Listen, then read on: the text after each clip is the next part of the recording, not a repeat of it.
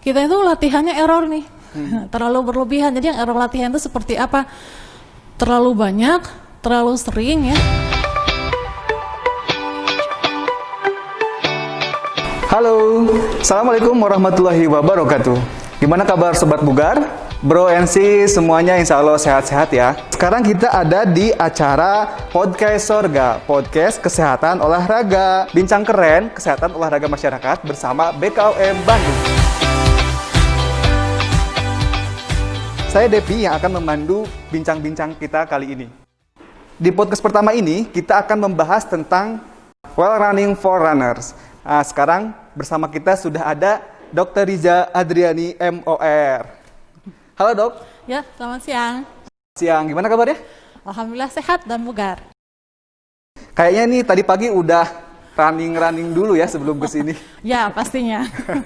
Biasanya berapa kilo dok? Kalau Rata-rata misalkan jogging gitu sekali sesinya? biasanya 5 kilo lah rata-rata ya. 5 kilo ya? Wah mantap. Nah sekarang nih dok kita akan membahas tentang running ini atau jogging ya. Tema kita sekarang Well Running for Runners. Sebenarnya bagaimana sih lari yang baik dan benar itu dok? Ya. Yang pertama, mau dia pelari atau bukan pelari, itu penting sekali yang namanya cek kesehatan sama cek kebugaran dulu, gitu ya. Karena kondisi fisik kita nggak sama, gitu ya. Ada mungkin yang punya penyakit tertentu, jadi mungkin larinya nggak boleh ngegas terus, gitu ya. Berarti harus ada intensitasnya lebih sedang, nggak boleh mainnya di tinggi, gitu. Jadi memang penting kita untuk cek dulu ya sebelum berolahraga. Kemudian yang kedua, program latihan kita itu harus benar. Jadi nggak serampangan ya? Ya, nggak sama. Jadi yang pertama itu kita perlu sebelum berolahraga itu sebetulnya peregangan dinamis dulu nih sebelum mulai lari.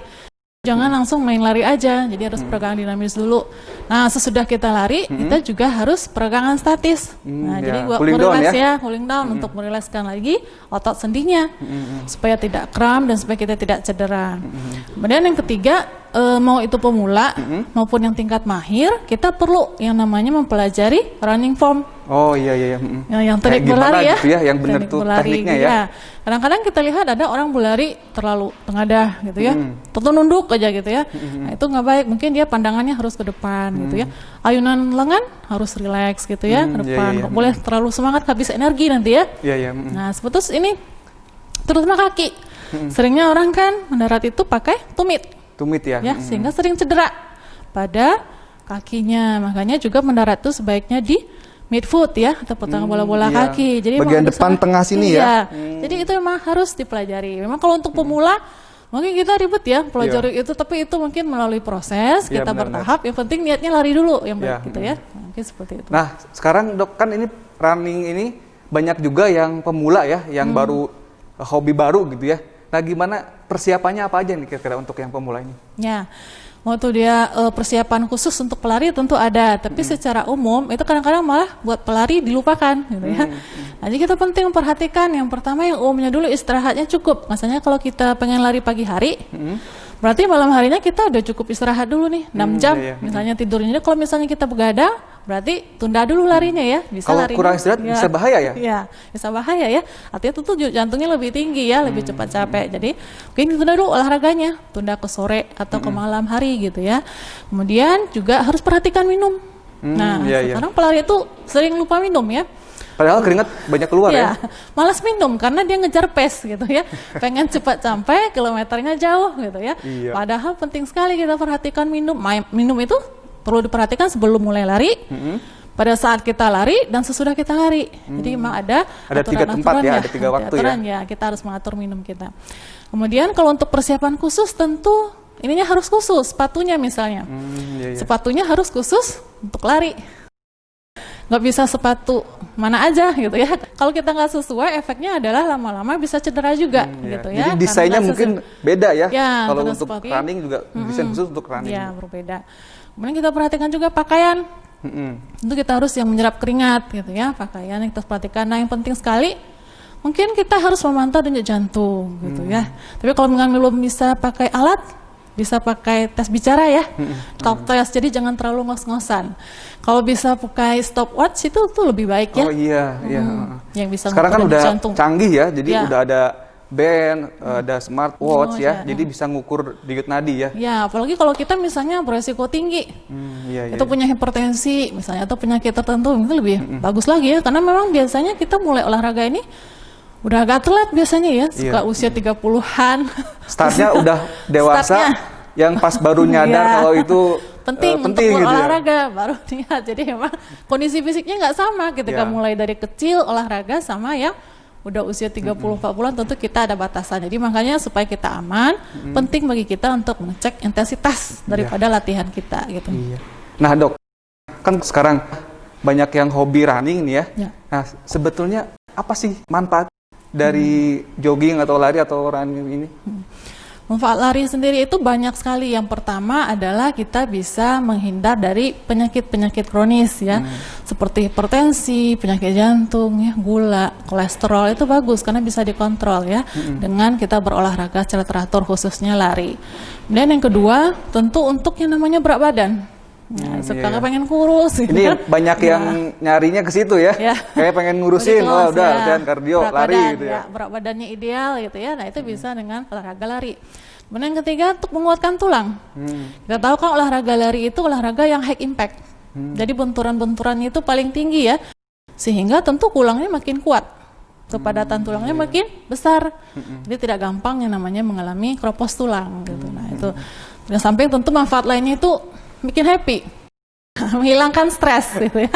Apalagi kalau misalkan bareng komunitas ya, ketemu teman-teman gitu. Ya, Sambil stres. apa namanya rekreasi gitu. Iya, itu biasanya untuk kita sosialisasi gitu. Nah, itulah fungsinya memang olahraga lari gitu ya. Iya. Nah, selain manfaatnya, kira-kira ada nggak resiko lain gitu yang berdampak negatif dari lari ini? Nah, risiko negatifnya tentu ada. Jadi kalau misalnya terjadi kalau kita itu latihannya error nih, terlalu berlebihan. Jadi yang error latihan itu seperti apa? Terlalu banyak, terlalu sering ya, terus bebannya terlalu berat. Jadi too much, too far, too soon gitu ya. Nah itu nggak boleh. Jadi kata Saking cintanya gitu ya, makanya jadi kelebihan gitu. Saking semangatnya, jadi larinya tiap hari gitu ya. Padahal itu nggak boleh. Yang namanya lari atau olahraga apapun tetap ada perlu yang namanya fase istirahat atau rest ya. Jadi justru nggak boleh tuh larinya tiap hari. Memang harus ada jeda di mana kita perlu istirahat. Kemudian yang kedua, kalau teknik larinya mungkin belum benar ya, belum bisa bagus. Nah itu tentu beresiko cedera juga. Ya terutama pada otot tulang sendinya gitu ya. Yang sering kita cenderkan cedera-cedera itu karena overuse, penggunaannya terlalu berlebihan gitu ya. Saya sekarang ikut mulai latihan lari. Bulan depan udah ikut event yang 5K. Bulan depannya lagi langsung 10K gitu ya. Besoknya langsung naik half marathon. Jadi memang tidak bisa secepat itu. Jadi memang ada yang namanya perlu adaptasi dari tubuh harus ikutin kita. prosesnya dulu ya. Ya. Nah, sekarang dok, misalnya siang-siang pakai jaket gitu. Pakai jaket lari, nah itu sebenarnya boleh atau gimana tuh? Ya, sebetulnya kalau kita lari tentu pakaiannya itu harus yang menyerap keringat karena kita punya keringat. Nah, tapi kalau kita pakai jaket, terutama udah agak panas gitu ya, itu sebetulnya tidak disarankan karena akan terjadi yang namanya dehidrasi atau kurang cairan ya. Karena prinsipnya orang kadang memakai jaket itu supaya berat badannya cepat turun dengan anggapan bahwa lemaknya keluar melalui keringat gitu ya. Padahal itu sebetulnya salah, yang keluar keringat itu hanya sedikit gitu ya. Yang terjadi kita nanti bisa kurang cairan, bisa pingsan gitu ya. Makanya kalau pakai jaket itu boleh, tapi situasinya dilihat dulu. Jadi bisa boleh mungkin pada hari hujan. Nah, itu boleh ya. Pakai running jacket boleh kalau olahraganya lagi gitu ya. Apalagi kalau di gurun itu nggak boleh ya. Nggak boleh gitu ya. Dan di gurun pakai jaket ya. lagi. Nah, fenomena lain nih dok. Sekarang kan banyak yang komunitas-komunitas runner yang larinya malam-malam. Nah itu gimana dok? Lari mau pagi mau malam boleh ya. Jadi orang yang sibuk misalnya gitu, dia pada pagi hari nggak punya waktu untuk olahraga. Nah, sebetulnya dia boleh untuk melakukan olahraga malam. Cuman pada melakukan olahraga malam tentu kita harus ingat, kalau misalnya besoknya pagi kita kerja, jangan digas betul ya malamnya, karena kita masih perlu energi besok buat kerja ya.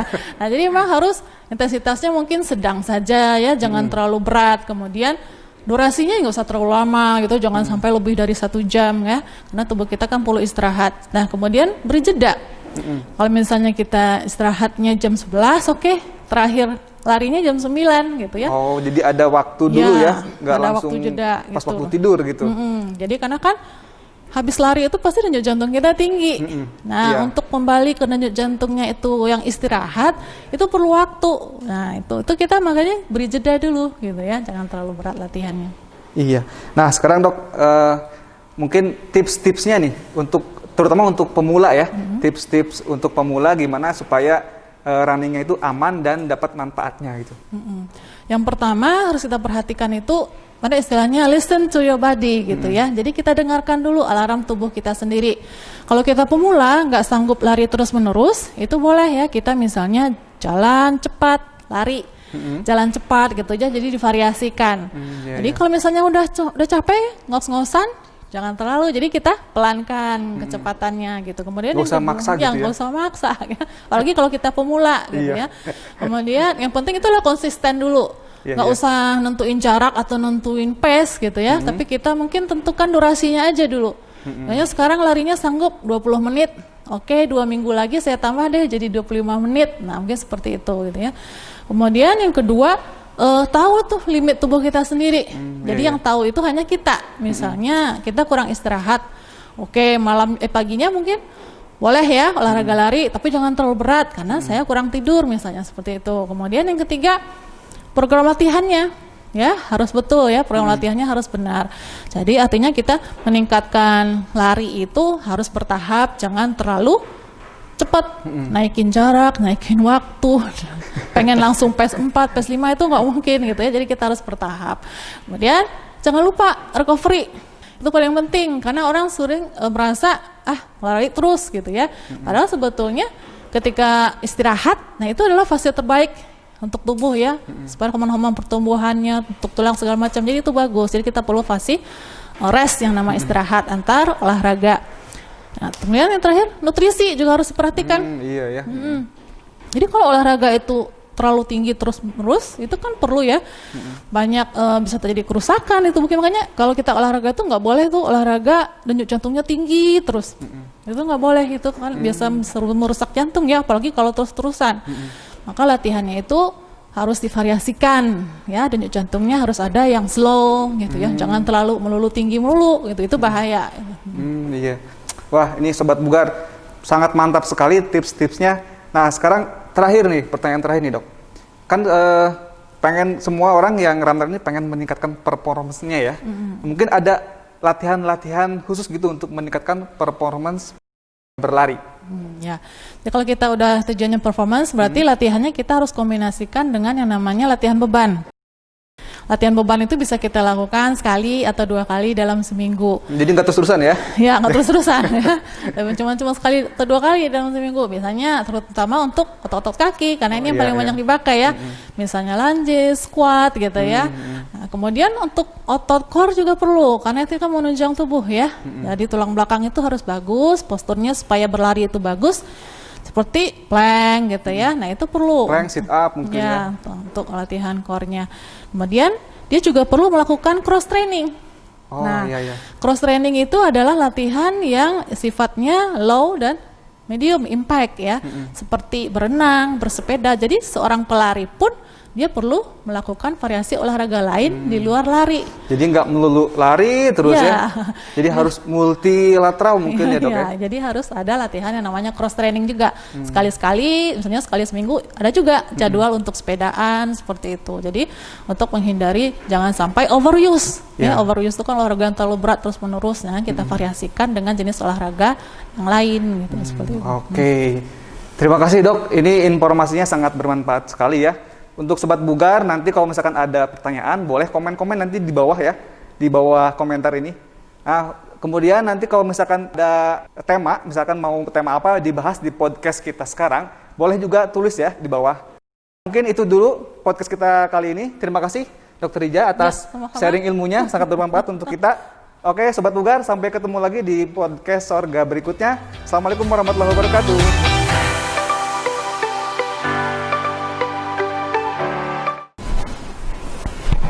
Ini mic gue jadi aneh bentuknya.